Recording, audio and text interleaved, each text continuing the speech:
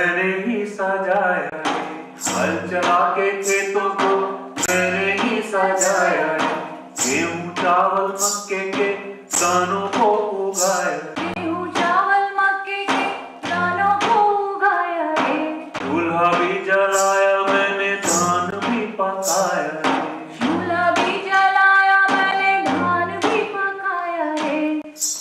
रहूं क्यों भूखे पेट रे कि मेरे लिए काम नहीं, रहूं क्यों भूखे पेट रे कि मेरे लिए काम नहीं, मिट्टी की खुदाई की भट्टी को जलाया है, मिट्टी की खुदाई की भट्टी को जलाया है, ईंटों को पकाया मैंने बंगला बनाया है, ईंटों को पकाया मैंने बंगला बनाया रे, संसद का हर एक खंबा मैंने ही उठाया रे, संसद का हर एक खंबा मैंने ही उठाया रे, सोऊं क्यों फुटपाथ पे कि मेरे लिए काम नहीं, सोऊं क्यों फुटपाथ पे कि मेरे लिए काम नहीं। यहाँ पर संघर्ष की तरफ से हम इस बात को हम लोगों ने शुरू से जोर दिया है, ज़्यादातर साथी यहाँ पर इस बात से सहमत है कि हमारे मुख्य जो चिंता या सोच है वो भूमिहीन और गरीब किसानों पे आधारित है। अक्सर भूमि के ऊपर जब बात होती है भूमि अधिग्रहण तो बड़े बड़े भूमि वाले की बात सामने आती है।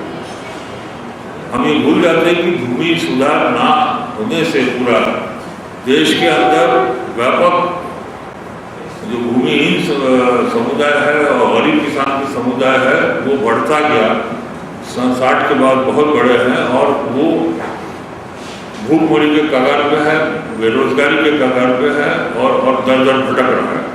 जब तक उनका मसला नहीं हल होगा, उनके परिप्रेक्ष्य में भूमि संबंधों को नहीं देखेंगे तो हम भूमि अधिग्रहण से जो समस्या पैदा हो रही है उसकी तरफ हम आगे बढ़ नहीं पाएंगे। हमारा मेन कंसर्न, मेन चिंता, जो सोच का केंद्र बिंदु है वो भूमि गरीब किसानों की परिप्रेक्ष्य में हम देखना चाहते हैं, देखते हैं। और इसीलिए हमारा पहला मांग है कि भूमि अधिग्रहण से पहले हमारे भूमिहीन और गरीब समाज के लिए भूमि अधिकार का कानून पहले होना चाहिए। और हमारा संविधान इस बात को गारंटी देती है कि हर नागरिकों को, हर इस देश के वासी को अपनी सम्मान से जीने का, अपने तरीके से जीने का अधिकार है, बुनियादी अधिकार। जब हम इंस्टीट्यूशंस की बात करते हैं तो ऐसा कौन सा इंस्टीट्यूशन है, किस लेवल्स के इंस्टीट्यूशंस हैं जो ये डिसाइड कर सकते हैं, जो ये इंश्योर कर सकते हैं कि लैंड फोर्सिबली अक्वायर ना हो, इनफैक्ट लैंड अक्वायर बिल्कुल ना हो, और लेकिन फिर भी certain important ideas of development continue करते रहें। डेवलपमेंट इन टर्म्स ऑफ कि लोगों के पास अपने बेसिक स्टैंडर्ड्स ऑफ लिविंग है। यहाँ पे बहुत कंसंट्रेशन है, यहाँ पे एक ये इम्पॉर्टेंट इशू है क्योंकि सबसे ज़्यादा एनर्जी जो है सोशल मूवमेंट्स का वो इस पे चला जाता है कि किस तरह से डिस्ट्रक्टिव डेवलपमेंट पॉलिसीज़ को रोका जाए।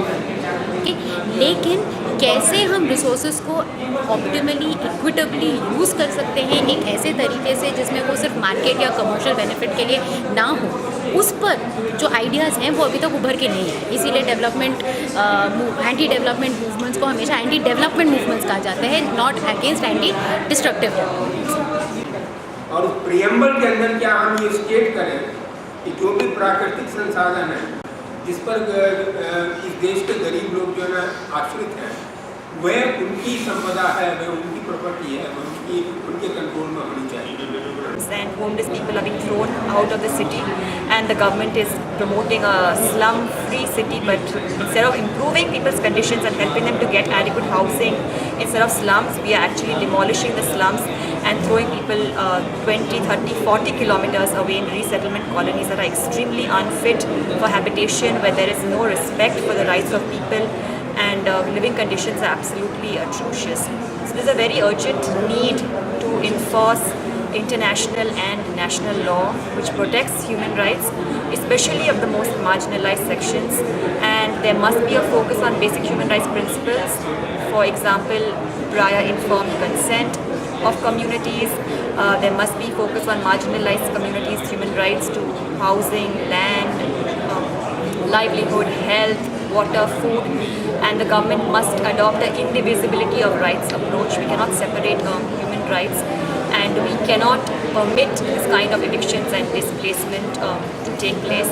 So we have to insist that a policy is formulated in consultation with the people, and this must be debated and discussed, and the ultimate aim must be to minimize evictions and displacement. तो गांव सभा की मंजूरी उसको भी होनी चाहिए, क्योंकि अगर कोई एक बड़ा जमींदार भी गांव में बेच रहा है तो उसके शेयर क्रॉपर्स, भागीदारी में खेती करने वाले मजदूर, इनमें क्या असर हो रहा है, पानी का स्रोत अगर वही है तो उसमें क्या असर हो, ये गांव सोच सकता ही है। और इसके लिए एक गांव की मंजूरी की बात होनी चाहिए, क्योंकि अभी समय आया है। और दूसरा, स्टेट का कंट्रोल भी, कुछ basic norms, land use pattern and land transfer, जमीन का उपयोग और जमीन का हस्तांतरण, किसी भी पद्धति से हस्तांतरण हो, उसके लिए क्या नॉन निगोशिएबल्स होने चाहिए, क्या मूलभूत सिद्धांत क्या होने चाहिए और कौन से आधार या निकष होने चाहिए। For instance, we have the struggle in Teerwold. That is, I mean, it's not even declared an SEZ, but it is something, you know, it's an industrial park, as they say nowadays. And a Michelin factory, tire factory, you know, this is this whole belt where they make all the cars and all. So the cars need tires, so Michelin has come. And this is a very polluting industry, and 2,475 something in that range acres are being taken.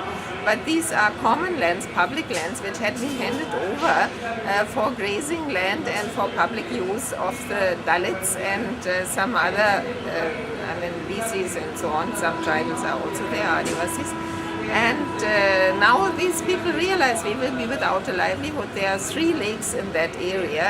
It's a watershed, and the catchment is a very important thing. If that gets destroyed, there is at least 18 villages will be affected. The livelihood of these people will be affected. And they have been fighting now, and they are violated by the police right and left, and cases are slapped on them, though they are in their best rights because there hasn't even been an environmental assessment for this project at all. But the company has fenced it all off. They cannot use their usual paths. Their women cannot even go to loo and all these things. And they're being interfered with. So if they try to do their daily chores as usual, they are being arrested. And 8 activists have been kept under arrest for weeks together, completely illegitimately.